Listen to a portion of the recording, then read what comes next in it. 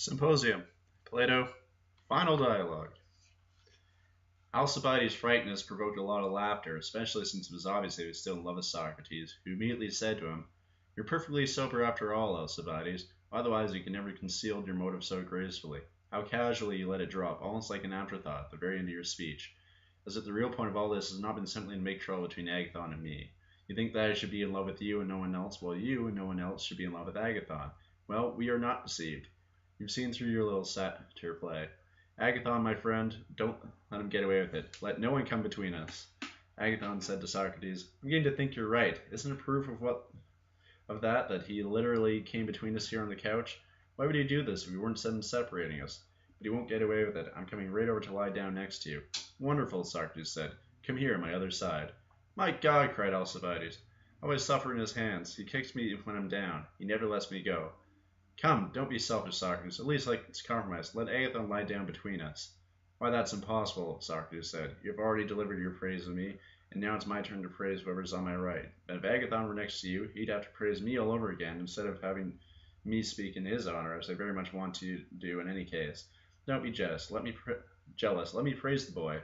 "Oh, marvelous!" Agathon cried. "Alcibiades, nothing can make me stay next to you now. Moving no matter what. I simply must hear what Socrates has to say about me."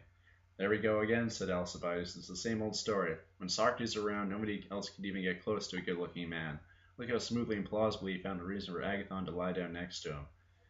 And then, all of a sudden, while Agathon was changing places, a large drunken group, finding the gates open because someone was just leaving, walked into the room and joined the party. There was noise everywhere, and everyone was made to start drinking again in no particular order.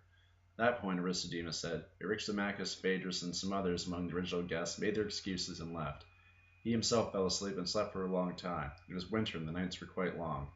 He woke up just as dawn was about to break. The roosters were crowing already. He saw that the others had left or were asleep on their couches, and that only Agathon, Aristophanes, and Socrates were still awake, drinking out of a large cup which they were passing around from left to right. Socrates was talking to them. Aristodemus couldn't remember exactly what they were saying. He'd missed the first part of the discussion, and he was half asleep anyway, but the main point was that Socrates was trying to prove to them that authors should be able to write both comedy and tragedy. The skillful tragic dramatist should also be a comic poet. He was about to clinch his argument, though, to tell the truth. Sleepy as they were hardly able to follow his reasoning. In fact, Aristophanes fell asleep in the middle of the discussion. Very soon thereafter, his day was breaking. Agathon also drifted off. But after getting them off to sleep, Socrates got up and left, and Aristodemus followed him, as always. He said that Socrates went directly to the Lyceum, washed up, and spent the rest of the day just as he always did, and only then, as evening was falling, went home to rest.